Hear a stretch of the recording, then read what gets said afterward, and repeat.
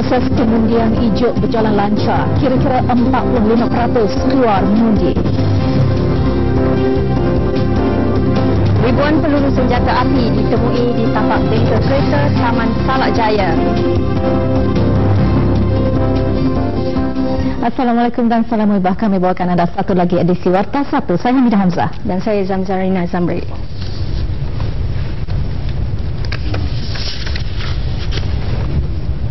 Tumpuan seluruh negara hari ini tentunya terhadap pilihan raya kecil Dewan Undangan Negeri Ijuk. Sehingga pukul 12 tengah hari tadi dianggarkan 45% pengundi telah menunaikan tanggungjawab mereka sebagai pemilih. SPR menjangkakan peratusan pengundi terus bertambah menjelang petang nanti. Untuk mengetahui perkembangan pengundian di Ijuk, kita bersama Batar Afendi di lokasi. Silakan. Bertemu kembali pilihan raya kecil N11 Dun Ijuk. Bermula jam 8 pagi tadi iaitu waktu mula mengundi, keadaan di Ijuk agak tegang tetapi terkawal dengan kawalan ketat pihak berkuasa di kesemua 9 pusat mengundi. Hujan renyai dan keadaan mendung tidak menghalang pengundi untuk keluar menunaikan tanggungjawab mereka sebagai pemilih. Keadaan agak kecoh apabila para penyokong kedua-dua parti yang bertanding berbalas sorakan dan mengejek di pusat-pusat mengundi. Antaranya termasuk di Sekolah Kebangsaan Batang Berjuntai yang mencatatkan bilangan pengundi berdasar ramai. Keadaan sama turut berlaku di Sekolah Kebangsaan Jaya Setia dan Sekolah Menengah Kebangsaan Bestari Raja Muda Musa. Malah ketika di pusat mengundi Jaya Setia, terdapat segelintir penyokong bertindak di luar kawalan dengan menghalang kenderaan yang membawa timbalan Perdana Menteri Datuk Seri Najib Tun Razak masuk ke pusat mengundi. Tindakan mereka mengganggu proses mengundi.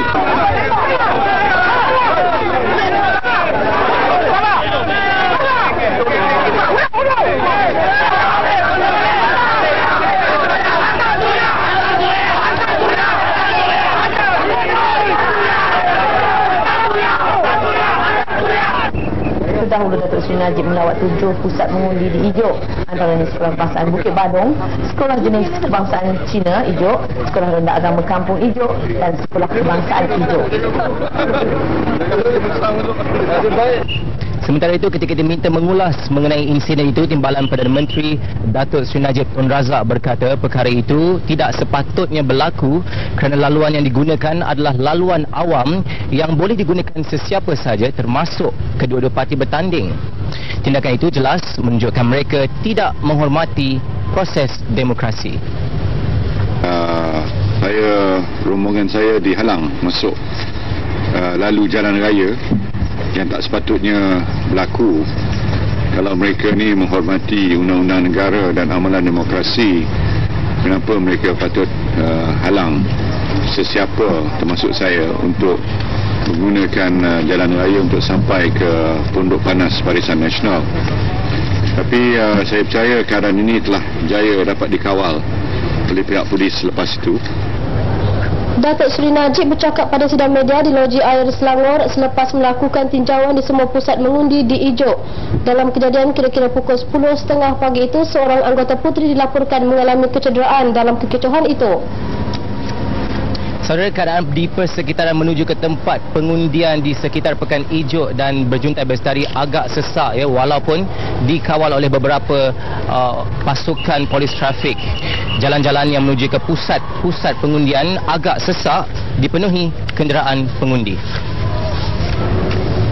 Sementara itu, jalan-jalan yang menuju ke pusat-pusat pengundian agak sesak dipenuhi kenderaan. Deretan kenderaan memenuhi jalan-jalan masuk utama ke Ijuk yang mengakibatkan kesesakan.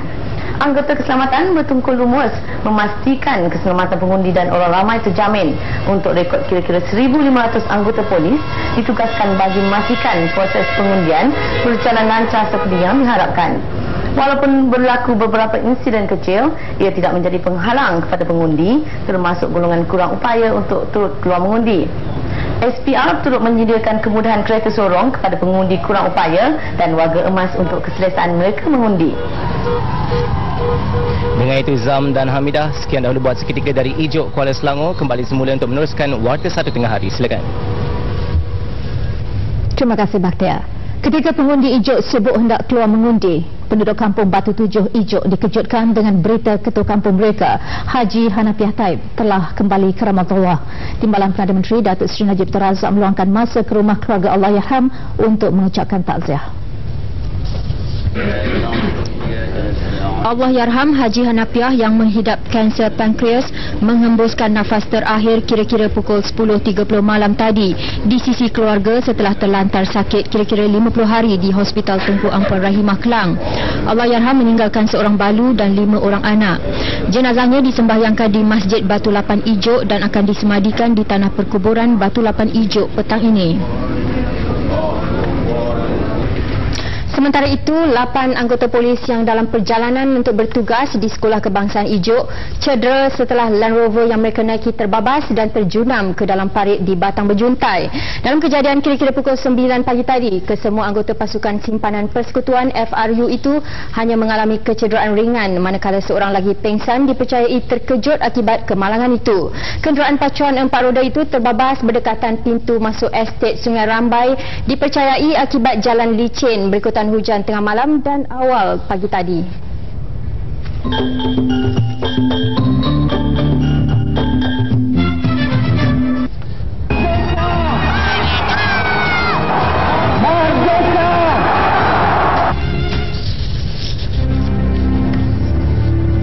Bagi memastikan usahawan Bumiputra terus aktif dalam mengisi kemerdekaan, Majlis Amanah Rakyat MARA menyediakan kemudahan pembiayaan untuk usahawan baru bergerak agar berkembang cergas dalam bidang berkenaan. Pinjaman diberikan bagi membantu usahawan menambah modal atau memulakan perniagaan mereka. Objektifnya juga adalah untuk menambah bilangan serta memperkasakan usahawan Bumiputra dalam bidang perdagangan dan perindustrian kecil dan sederhana. Pembiayaan berasaskan konsep Islam dan bebas daripada riba. Antara konsep Islam yang disyurga ialah Al-Ba'i Bitaman Ajil, Al-Ijarah, Al-Murabbahah atau Ba'i Al-Innah. Setiap konsep mempunyai ciri tertentu mengikut jenis perniagaan yang akan diusahakan. Pinjaman turut dibahagikan kepada 3 skim, iaitu skim pembiayaan am, kontrak serta pembiayaan khas pembuatan dan franchise. Hasil dari pinjaman berkenaan, usahawan Bumiputra kini berjaya mengembangkan perniagaan mereka hingga dikenali di dalam dan di luar negara. Ribuan peluru untuk senjata jenis M16 AK-47 termasuk beberapa senjata lain ditemui di tapak bengkel kereta berhampiran sebuah tokong di Taman Salak Jaya malam tadi. Peluru berkenaan yang masih aktif ditemui seorang lelaki yang sedang mencari besi buruk. Jurucakap Polis Daerah Ceras berkata peluru berkenaan dipercayai milik salah seorang anggota kumpulan geng M16 yang mati ditembak di Mantin 6 tahun lalu. Ini kerana alamat kediaman anggota berkenaan terletak tidak jauh dari lokasi peluru ditemui. Berikutan keadaan cuaca yang gelap, unit pemusnah bom PDRM menghentikan operasi pemeriksaan dan menyambung semula siasatan pagi ini. Berdasarkan siasatan awal, polis percaya terdapat lebih banyak lagi peluru, bom dan besar kemungkinan senjata api ditanam di kawasan berkenaan. Sejak malam tadi, beberapa anggota polis dilihat mengawal lokasi berkenaan sebelum siasatan lanjut dijalankan. Di sebuah pasaraya Wang Semaja, orang ramai menggempar apabila seorang lelaki warga Australia bertindak nekat mengelar pergelangan tangan, perut dan lehernya. Lelaki terbabit dipercayai bergaduh dengan isterinya.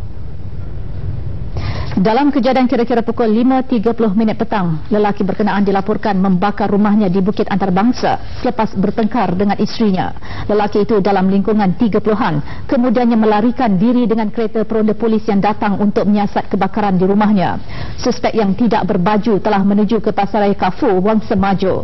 Setiba di pasaraya berkenaan, dia meluru ke kawasan perkakas dapur, lalu mengambil pisau dan bertindak mengelar kedua belah pergelangan tangan, leher dan perutnya.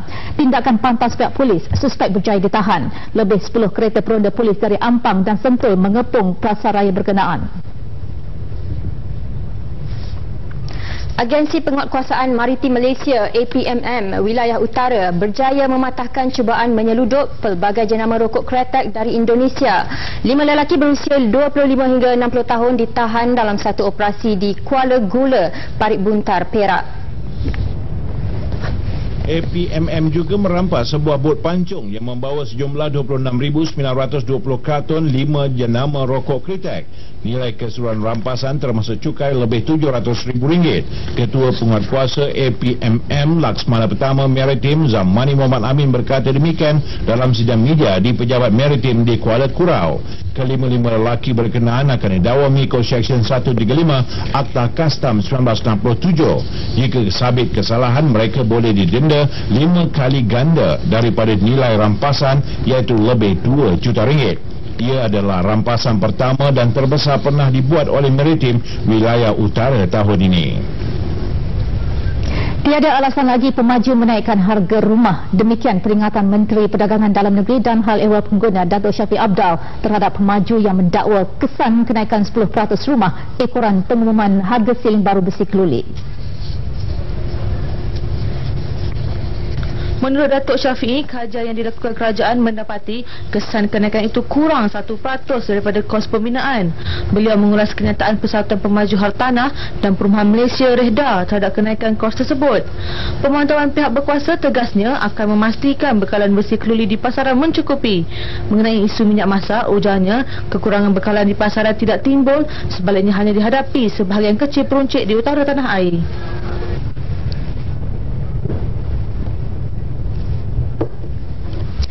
Penglibatan wanita dalam aktiviti kebajikan harus ditingkatkan bagi mengubah minda mereka sejajar dengan hasrat Wawasan 2020. Ini terbukti melalui pergerakan kebajikan Lembaga Kebajikan Perempuan Islam Malaysia LKPIM.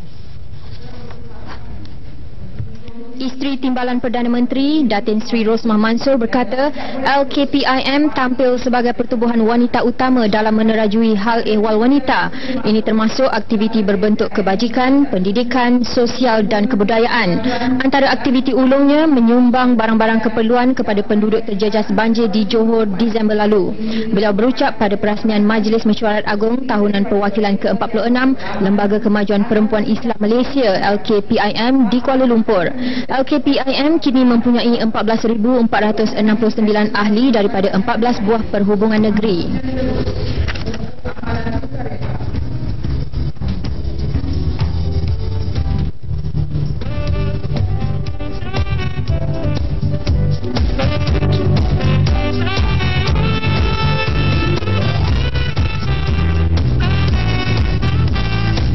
Kehalusan seni ukiran dan tenungan membuatkan anda tidak lupa memilikinya.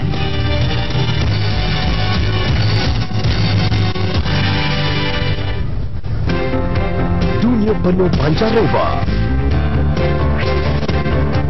bergolak dan huru hara. Ikuti pendapat duta-duta,